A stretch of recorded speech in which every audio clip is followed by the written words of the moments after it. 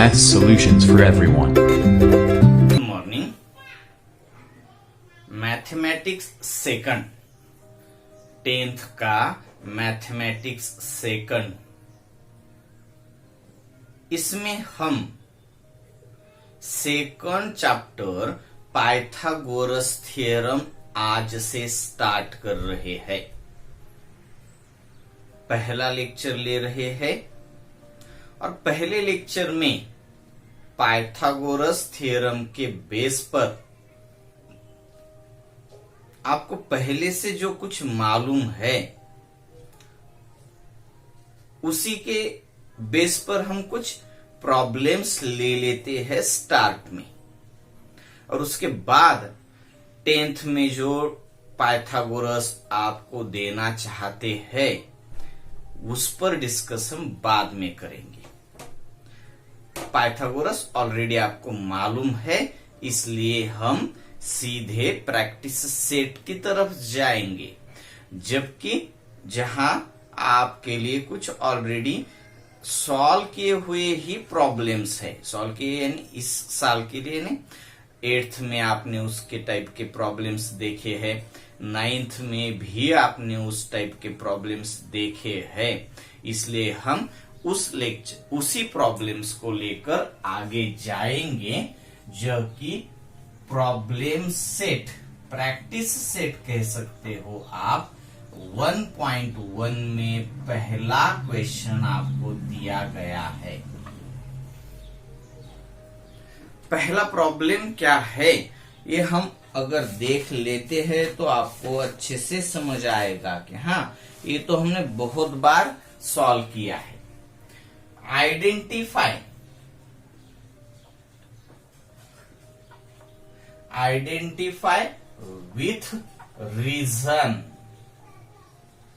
with reason which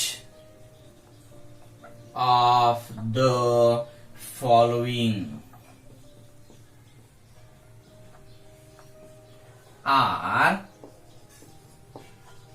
Pythagorean triplets?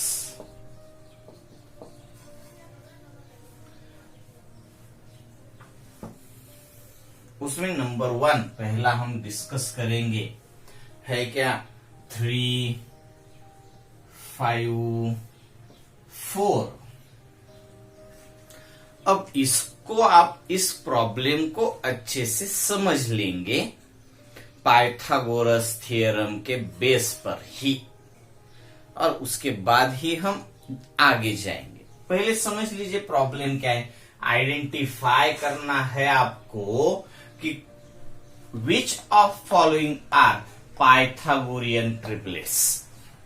ये पहला है आपके सामने, ट्रिपलेट है 3, 5, 4। ये ट्रिपलेट पाइथागोरियन ट्रिपलेट है या फिर नहीं है, ये आपको यहां पर डिसाइड करना है, आइडेंटिफाई करना है। ट्रिपलेट है या फिर नहीं है। ट्रिपलेट तो है मगर पाइथागोरियन ट्रिपलेट है या फिर नहीं है। पाइथागोरस का थ्योरम आपको अच्छे से मालूम होगा। हम पाइथागोरस का थ्योरम देखते हैं राइट ट्रायंगल में हम डिस्कस कर लेते हैं पाइथागोरस थ्योरम के ऊपर। राइट ट्रायंगल में जो हाइपोटेनस होती है, हाइपोटेनस आपको अच्छे से मालूम होगी। हर राइट एंगल्ड ट्रायंगल में जो राइट एंगल होता है उसके अपोजिट साइड को ही हम हाइपोटेनस कहते हैं। हाइपोटेनस कहां पे होता है तो राइट ट्रायंगल में। ये जो राइट ट्रायंगल है आपके सामने, उसमें जो राइट एंगल होता है, ये राइट एंगल है आपका, ये यहां पर बना हुआ ये राइट एंगल हम यहां से यहां तक देख लेते हैं, यहां से यहां तक देख लेते हैं उस राइट एंगल को। और राइट ट्रायंगल को देखने के वक्त पूरी figure, triangle is a closed figure, angle closed figure नहीं होती है। तो इस राइट एंगल की अपोजिट में जो साइड है उसको आप कहते हो हाइपोटेनस, और बचे हुए साइड्स को आप कहते हो फर्स्ट साइड या फिर सेकंड साइड, या फिर आप कहते हो बेस और हाइट। और इस ट्रायंगल को देखने के बाद आपको पाइथागोरस का थ्योरम याद आ जाएगा। होता क्या है, hypotenuse square equal to base square plus height square, या फिर मैं कहता हूं बेस की जगह first side square plus second side square. Hypotenuse square equal to first side square plus second side square. और इस तरीके से आपने बहुत सारे एग्जाम्पल्स पाइथागोरस थ्योरम के बेस पर के सॉल्व किए हैं। 7th, 6th, 7th, 8th, 9th से ही आपने सॉल्व किए हैं। अब आपको इस प्रॉब्लम में देखना है कि जो आपके सामने ट्रिपलेट दिया गया है वो पाइथागोरियन ट्रिपलेट है या फिर नहीं। एक प्रॉब्लम सॉल्व करने के बाद आगे जो प्रॉब्लम्स आएंगे उस पर हमें डिस्कस करने की जरूरत नहीं पड़ेगी। हम 2-3 प्रॉब्लम्स देख लेंगे और सेल्फ वर्क के लिए आपके लिए कुछ प्रॉब्लम्स होंगे इस लेक्चर में। तो देखेंगे किस तरीके से कि ये पाइथागोरियन ट्रिपलेट है या फिर नहीं है। तो आपको इसमें जो लार्जेस्ट साइड दिख रही है उसको आप हाइपोटेनस, या फिर हाइपोटेनस कब कहेंगे, अगर वो राइट ट्रायंगल होगा तब, यानी इसको आप यहां पर लार्जेस्ट साइड कहेंगे। लार्जेस्ट साइड, जो लार्जेस्ट साइड है वो सपोज कर लीजिए कि होगी तो यही हाइपोटेनस होगी। ये अगर पाइथागोरियन ट्रिपलेट होगा तो इस लार्जेस्ट साइड को ही आप हाइपोटेनस कह पाएंगे। और यानी यहां पर आपको लार्जेस्ट साइड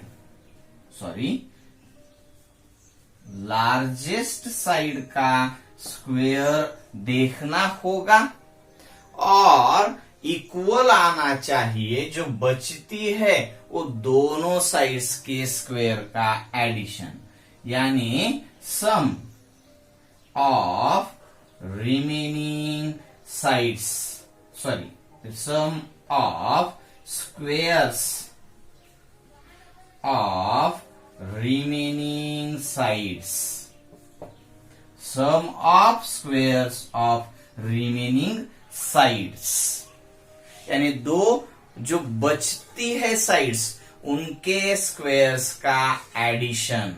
अगर ये दोनों इक्वल होंगे तभी आप कह पाएंगे कि ये पाइथागोरियन ट्रिपलेट है, तभी कह पाएंगे आप।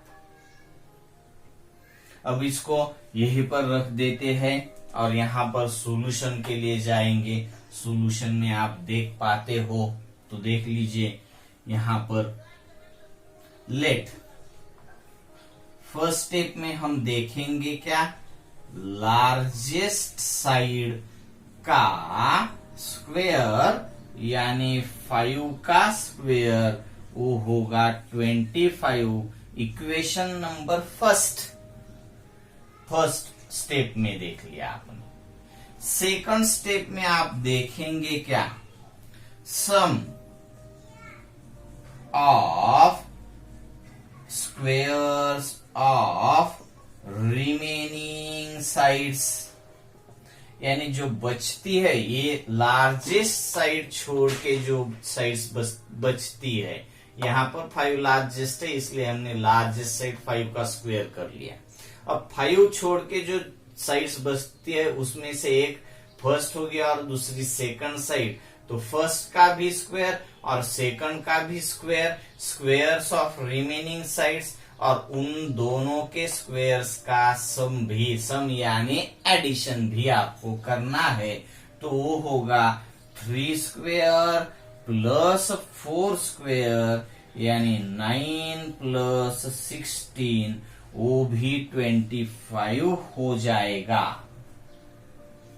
तो आप कह सकते हो फ्रॉम इक्वेशन फर्स्ट लार्जेस्ट का स्क्वायर और from equation second remaining sides के स्क्वायर की सम, ये दोनों सेम है, इक्वल है। तो ये जो आपके सामने ट्रिपलेट बन गया वो पाइथागोरियन ट्रिपलेट ही है। समझ में आता है आपको? क्या लिखूंगा मैं अब यहां पे, तो from first and second largest side square equal to क्या है, sum of squares of remaining sides, और therefore we can say, हम कह सकते हैं कि 3, 5, 4 is a Pythagorean triplet। ये पाइथागोरियन ट्रिपलेट है। अच्छे से समझ में आ जाता है आपके? अगर ये लार्जेस्ट साइड का स्क्वायर और ये sum of squares of remaining side अगर इक्वल नहीं होंगी तो क्या कहेंगे आप, from first and second largest side square equal to not sum of squares of remaining sides. और तब आप कह सकते हो कि जो दिया गया ट्रिपलेट है वो पाइथागोरियन ट्रिपलेट नहीं है। 3, 5, 4 ट्रिपलेट है, इसलिए हमने इसको इज अ पाइथागोरियन ट्रिपलेट ऐसे कहकर रखा है। मगर हम दूसरा प्रॉब्लम अब यहां पर देख लेंगे। मैं तो इसको यहीं पे सिर्फ इरेज कर देता हूं क्योंकि इसमें कुछ भी और ज्यादा चेंजेस ही नहीं होंगे। सेकंड है ट्रिपलेट दिया हुआ 4, 9, 12। इसमें लार्जेस्ट साइड 12 है तो आप लार्जेस्ट साइड 12 का स्क्वायर कर दीजिए। मालूम है ना आपको, 144। ये हो गया आपका फर्स्ट स्टेप। सेकंड में sum of squares of remaining sides, यानी 4 का स्क्वायर प्लस 9 का स्क्वायर यानी 16 प्लस 81 यानी 97। अब आप देख पाते हो तो फर्स्ट यानी लार्जेस्ट साइड का स्क्वायर और second sum of squares of remaining sides, ये दोनों इक्वल नहीं है। कहां से, from first and second largest side का square equal to not sum of squares of remaining sides. Therefore, we can say 4, 9, 12 is not a Pythagorean triplet. Simple है। अब इसी में हम और एक प्रॉब्लम देख लेते हैं। थर्ड तो नहीं मगर फोर्थ देख लेते हैं। थर्ड में भी सिंपल ही नंबर्स है और फोर्थ देखने के बाद हम यहाँ पर रुकेंगे और बाकी के जो प्रॉब्लम्स है आपके लिए सेल्फ वर्क के लिए होंगे। इसमें मैं ले क्या रहा हूं, फोर्थ 24, 70, 24, 70, 74। अब 24, 70, 74, इसमें लार्जेस्ट साइड ये ट्रिपलेट है, पाइथागोरियन ट्रिपलेट है या फिर नहीं है, ये आपको डिसाइड करना है। तो इसी के रूल के साथ जाएंगे। लार्जेस्ट साइड 74 का स्क्वायर। अब 74 का स्क्वायर आपको ही करना पड़ेगा।